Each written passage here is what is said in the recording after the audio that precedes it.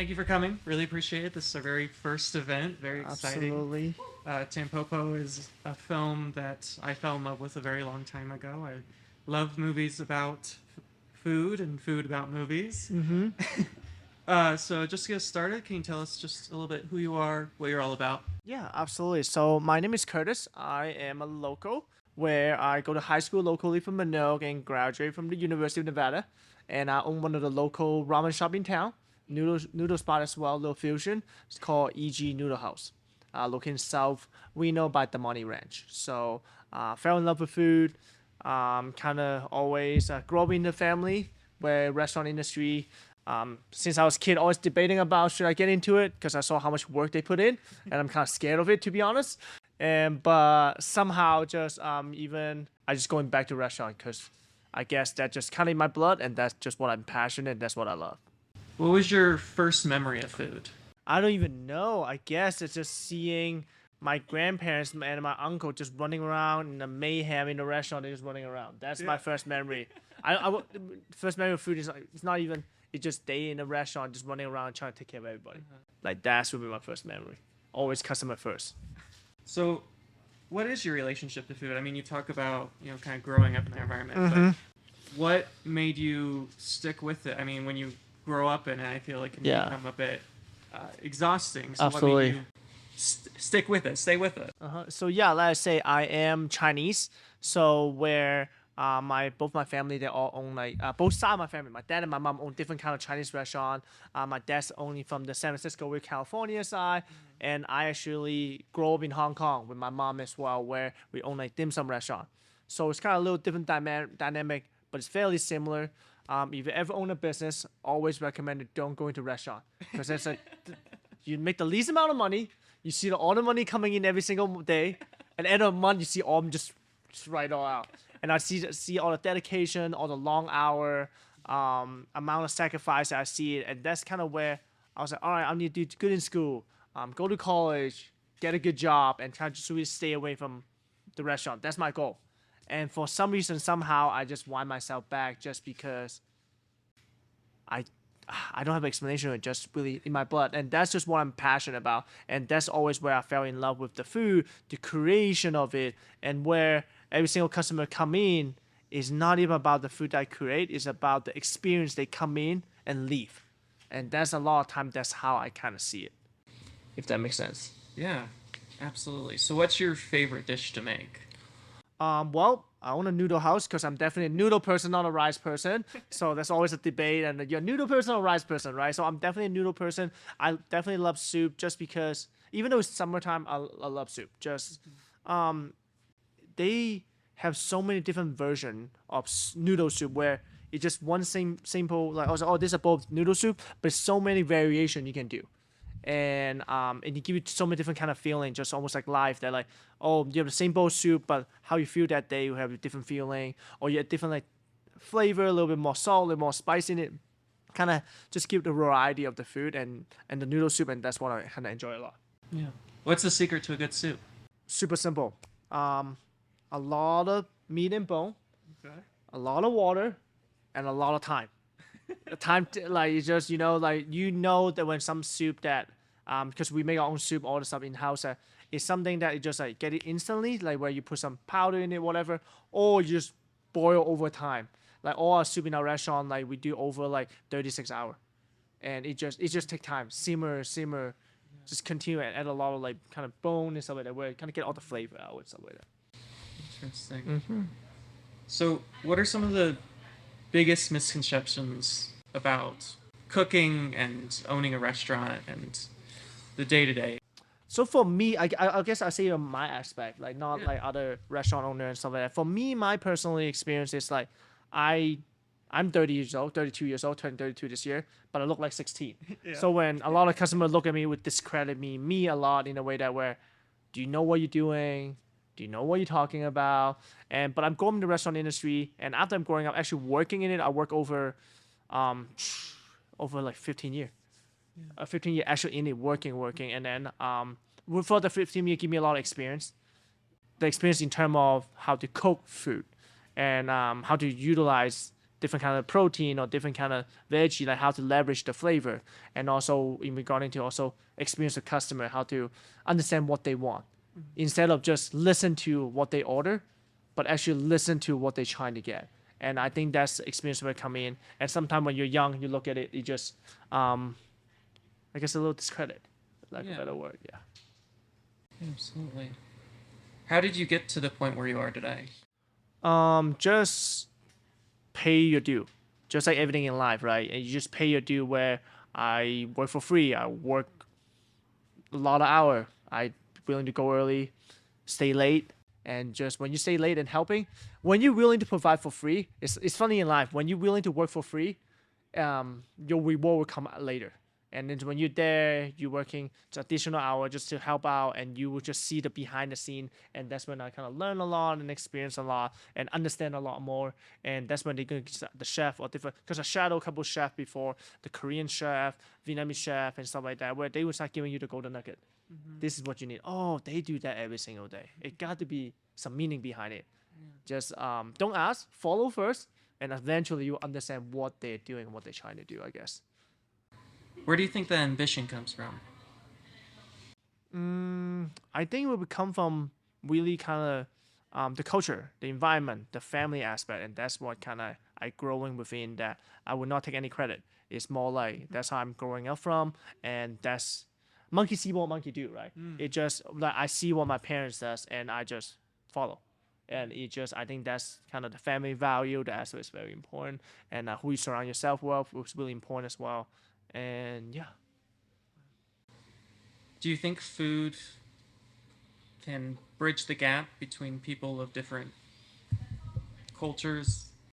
I absolutely do. Just because I didn't finish the whole movie last year, I got busy in a restaurant earlier, so I come in halfway, right? I never saw the movie before, but I honestly do. And the thing Les mentioned earlier, like restaurant is about, it's not about selling food, right? Everybody can cook their food at home. It's about the experience and the memory that you give to the customer.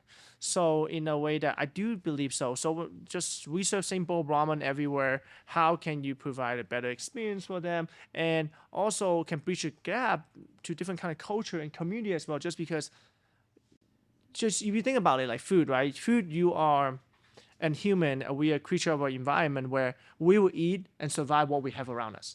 So in a way that, for example, that if we create ramen, a different region of Japan have different kind of ramen, because different area they have different style. It's because what they have around that area. Maybe they have specific kind of veggie, they will have it grow really well in that area, then they will use that for their ramen.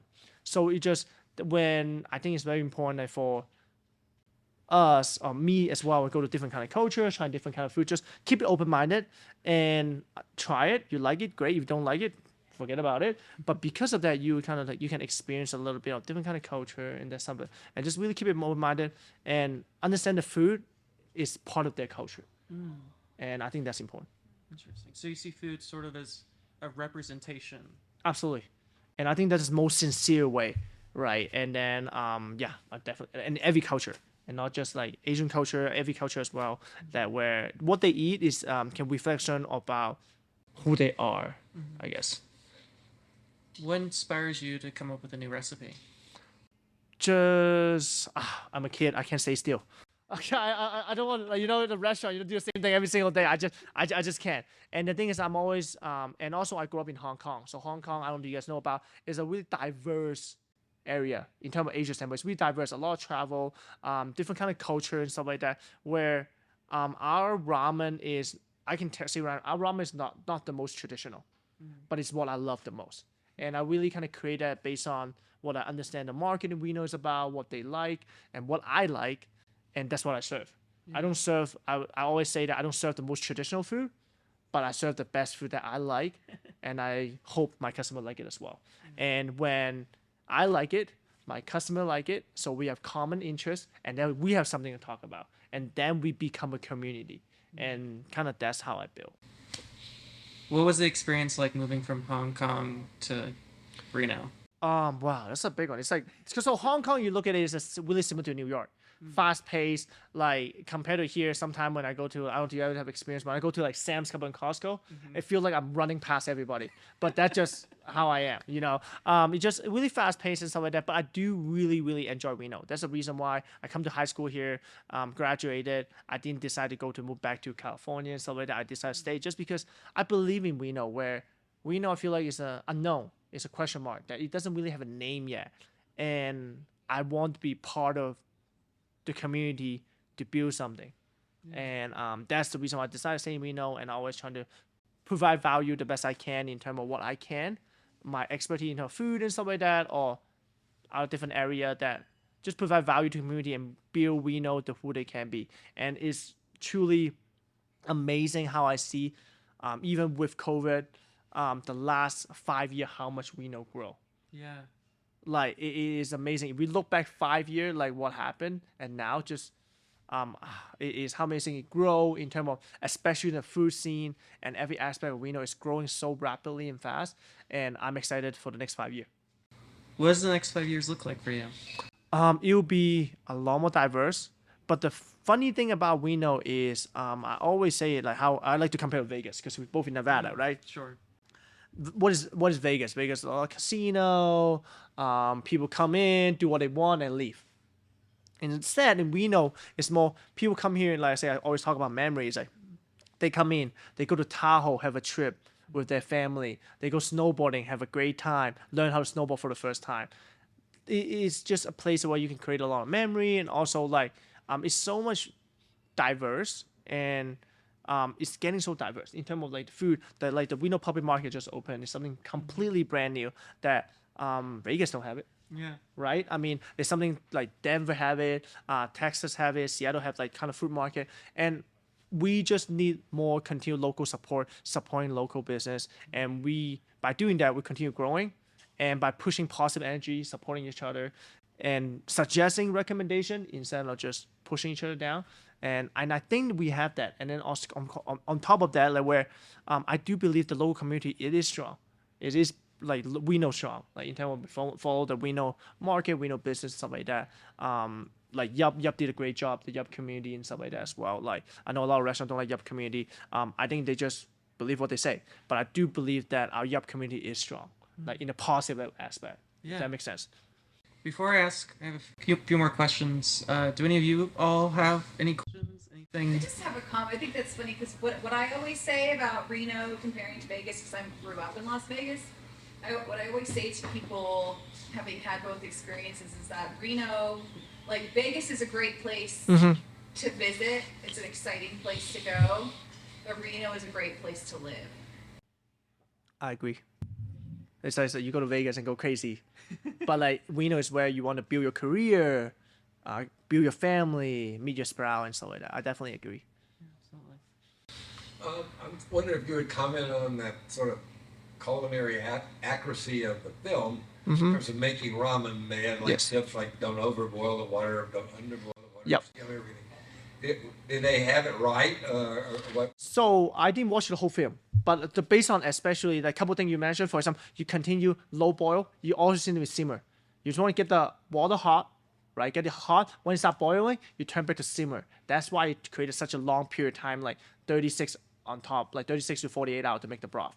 And that's number one. And the last scene, I guess, the last scene at the end, like where I think the main characters are making a lot of ramen. I do really, they're super accurate on it. Cause so ramen is not like pho, not like or any other soup. You super soup, ready to go. You add a little, you usually see a little small scoop. They call tare, is really the flavor. Sometimes it's soy flavor, whatever flavor. You put in a bowl. Then you put the ramen and I call it bedding. Is that you kind of fold it like this, almost like folding a bed, like a bed sheet. Put the noodle and you put a broth on top. So tare is where the flavor, and so everything is really accurate, to be honest, based on what I see in the last scene. I don't know how they make the broth, but overall is very accurate. And I can speak a bit on that. Many of the people you see in the film are master ramen chefs from Japan during that time. So they were actually some of the most well-known ramen chefs. So at least from my understanding. Yeah, and it is for me, like I say, like that. Yeah, they saw it on every aspect. It's not, they didn't cheat. Like just say, oh, just put the soup on it. No, they put the tare, put the noodle, then put the soup, and then you do bring the noodle up and put that like the bedding. I call it bedding. I don't know what they call the technical term, but just bring the noodle up and just fold it. It just create that kind of, and then on top of that, like they say simmering, and also like when they serve the noodle soup, like I saw the lady put it up there, which is a plain one. Like the soup doesn't like overcover like the ramen. You can still see like that's like I don't know if you guys have pho and ramen. We serve both in our restaurant. There's a big difference on pho. Vietnamese there's a lot more soup than the noodle, but ramen the noodle is such a key point of it. With the broth that like you can see ramen bowl is a lot more point here, so it doesn't so the noodle and then the soup doesn't cover too much. And then pho usually like a big bowl. So I think everything is very accurate. They did a great job at it. Yeah. So is there any specific type of ramen noodle that you're drawn to or utilize, or is it just? So we use a traditional ramen noodle, and then so we got the biggest thing for me is that you got to use fresh noodle. I don't know what other spot do. I assume they use as well, and you can see it. So what we mean by fresh noodle is not like fresh made. We don't make fresh made noodle. We got all from California and stuff like that. But what I mean is the noodle is not the dry noodle. You know how instant noodle is like kind of dry? It's just not the same. You don't have that chewy texture of the fresh noodle. So we got our noodle once a week from California. The Japanese come and make it. They ship it up, and then we just cook each one individually. But it's not dry. It just kind of keep it cold, refrigerated, serve, and go. So that's really important. So when most people make ramen, what's the biggest mistake people make? I don't think it's a mistake, because you can never really go wrong when you're making a food. But I think the biggest miscommunication or misconception, like the misunderstanding is when they hear ramen, they hear top ramen. They hear ramen, they thought of top ramen. Yeah. And I still remember when I first opened it, I was like, we have some customer coming in, and I was like, we are like $12, $13 bowl ramen. They say, that's ridiculous. I can go across the street because we're a Walmart shopping center. I got a package for $2. How do you guys charge $13, $14? I was like, if only you know how long. But then I try to educate the customer daily. Not educated, but really explaining what we do day to day, how to create our food and stuff like that, with a lot of love and passion, of course. And it is kind of like a struggle. I don't think it's like a mistake. You can't really go wrong making your own food and stuff like that. And on top of that, when you're making your food, you just know what you like, right? But it's more like the misunderstanding of what is ramen, I guess. Like that's kind of like the biggest mistake, I would say, if anything. So when you go home at night, what do you make yourself? Oh man, I make it at a restaurant for sure. So I don't need to do dishes, you know. No, but like the thing, for me, usually I like to have like because I say my restaurant is a little bit more diverse. We are a little more fusion. We do ramen, pho, poke bowl as well, and some like rice bowl dishes, stuff like that. Where South Vietnam really work well. But for me, I would like usually for lunch, I would like to have ramen, something a little bit more heavier, so give me the energy, kind of power throughout the day. The end of the night, a little bit like a soft little, like a little pho, just like little noodles, just something more simple. So I feel like my body like work a little bit better. So just nothing too heavy. Yeah. And yeah, that usually. And then if anybody, I always recommend if you're about to go on nights out, go have some fun, you'll grab some food. Come back out a bowl of ramen. You'll sit in your stomach a lot better. It's almost like butter.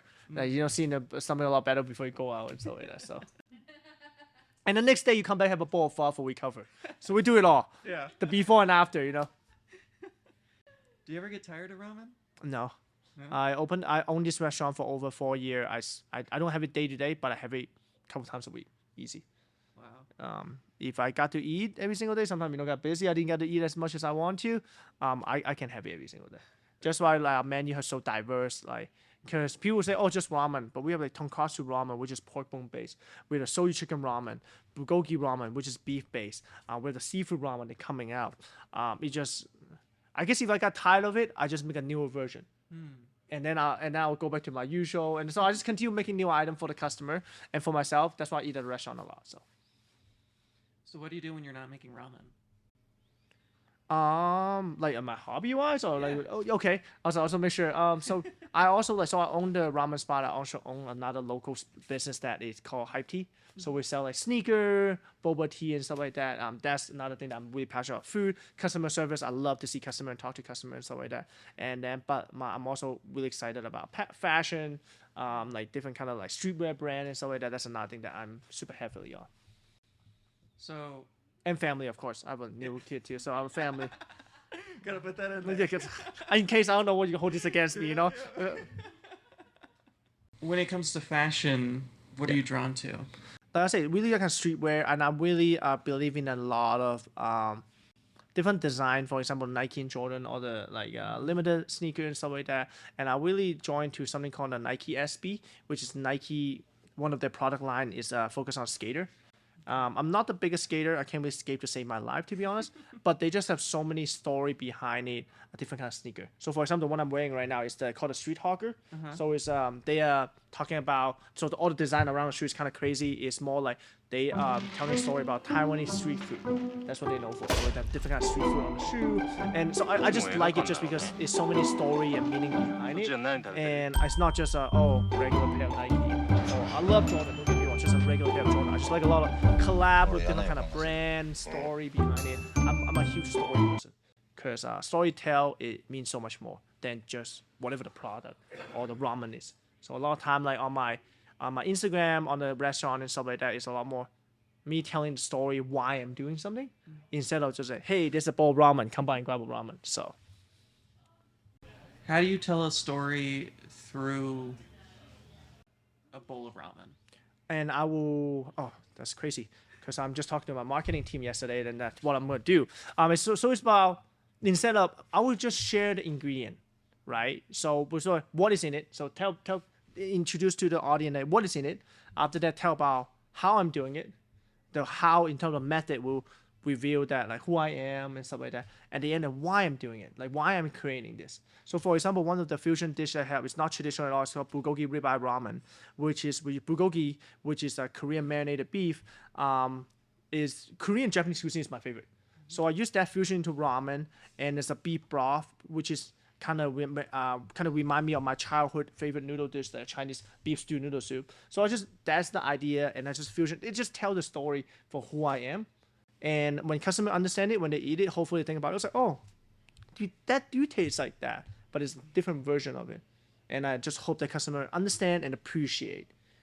If not, that's okay too, because I'm doing what I love, then that's all that matters. Yeah, absolutely. Do you ever find people intimidated when they come to your restaurant and order ramen? Like customer being Yeah. intimidated? No. To be honest, like I say, I'm really strong on the culture on my team as well, where we always ask, "Are you first time here?" And then we always, my staff always eat at the restaurant. So in a way that like all the new dish, I always have them try first. So they will. I always encourage my staff to, hey, make sure it's because I've been here before.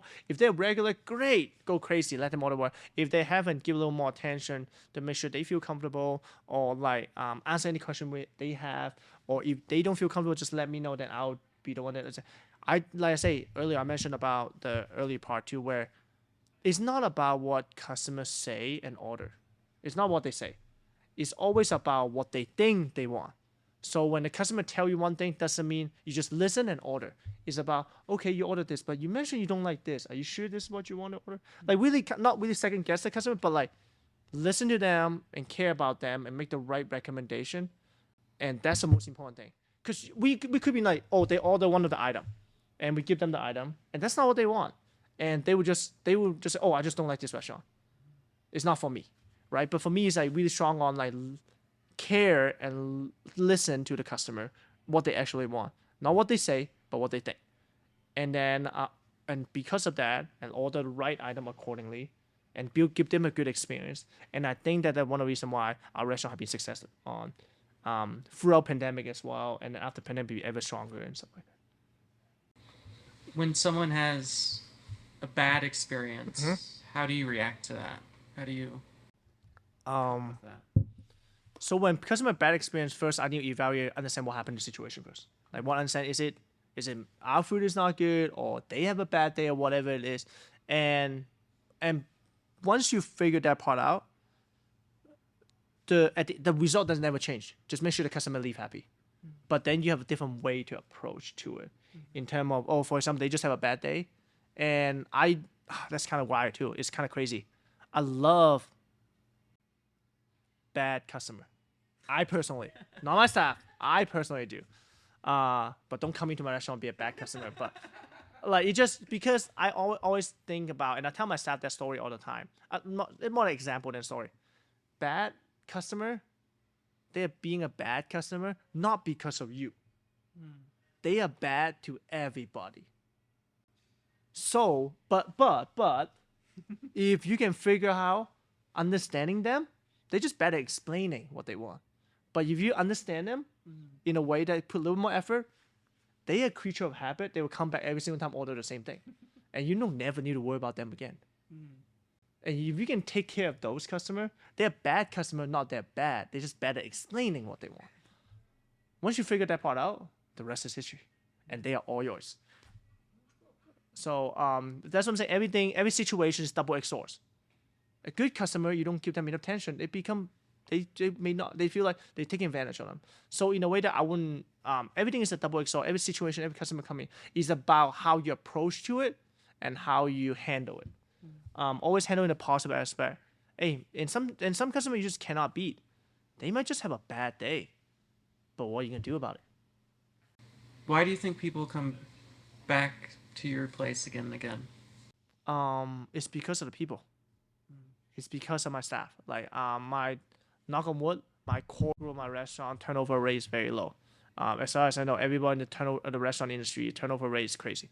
And I worked in other restaurants before, and that's why when I start like building this restaurant and the whole thing, most important thing is the culture of the staff. You can always find new customer, but it's hard to find staff that believe in you once they're already there. And it takes time to build. Building the trust, building the relationship, building the friendship, and all that kind of stuff. So for me, my staff is always the biggest asset. I know that once like the team that I have right now, once I got that team down, nothing we cannot handle. How do you build that trust? Over time. Just over time. It's no shortcut to it. And also over time, and you actually care. You actually care. So that's important. Amazing. Well, is there any final things, any final notes you want to say? No, to be honest, I'm just coming here. You invite me and stuff like that. I'm honored and stuff like that. It just, any question you guys have, I'm open book. I'm super simple. I'm not really scripted in case you haven't noticed. I just kind of go off tangent a lot. And then if you guys have a chance to visit my restaurant already, I hope you enjoy it. If you haven't, always more than welcome to stop by. Just make sure, and then you mentioned the staff like Curtis send you, and stuff like that, or not, whichever. We appreciate it. We really do. Just because I really always appreciate the community, just like local place. Anybody ask me to do anything locally, I always do. Just because without the local, it's no me. It's no my business. I always cherish and value that. That's why when you message me on Instagram and stuff, I was like, yeah, let's do it. I don't even know what I'm doing, but I'll do it. What's the worst gonna happen? So yeah, pretty much. The question you guys have, I don't really have anything to be honest. But so you look up your phone, you pull it out. IJJI Noodle House, and on Instagram or whichever. If you see Instagram, you see my face. My face is always on it. So. I have a quick question. Yeah. How has ramen and the culture of ramen evolved now that it's a global phenomenon? What do you mean? Sorry. Would you mind? Well, I mean, ramen, initially it started out as kind of like a niche food, a niche cuisine. Yeah. Now it's global. And now it's become almost ubiquitous. Yeah. How has it evolved now that it has become? Yeah, so to be honest, so a lot of people don't know. So ramen is a Japanese cuisine. But noodle soup as a whole is originally starting from China, which I'm from. And so bring to Japan. And so, I don't know, did they mention in the video? So ramen is not a luxury food. It's more for the working class. If you go to Japan, originally starting in the subway station. There was subway station where you take the train and you come back out, and there'll be station right there, the ramen shop. A lot of times, that's why, I don't know if you know the design, it's more for like a little small area, high chair, is not supposed to be comfortable. It's about you come in, eat your ramen, 15 minutes, you're out, kind of thing. That's what original build, what ramen is. But throughout this past year, it become more elegant level. It's a lot more like that. Like if you go different area, they start putting like lobster, putting different kind of steak, and it just really kind of elevate the level, become the cuisine. I know some of the restaurant is a Michelin star restaurant, serve ramen on the menu too. It's not just like, hey, it's at work, a quick meal, they can grab it in the midday, but now it's just kind of expanded. And then from before it's just like pork or chicken based, now it's like beef, vegetarian, seafood. I know some of the restaurant in Vegas, they put like whole lobster in it as well. It was crazy. But yeah, it just kind of it's really become adaptable to everybody. And it's just more kind of understanding what you like, and then you get something you like. And I love it, if that means anything. Awesome. Well, thank you again for coming. We always appreciate having wonderful speakers like yourself. Absolutely. I wouldn't say speaker, but I'm all just a so.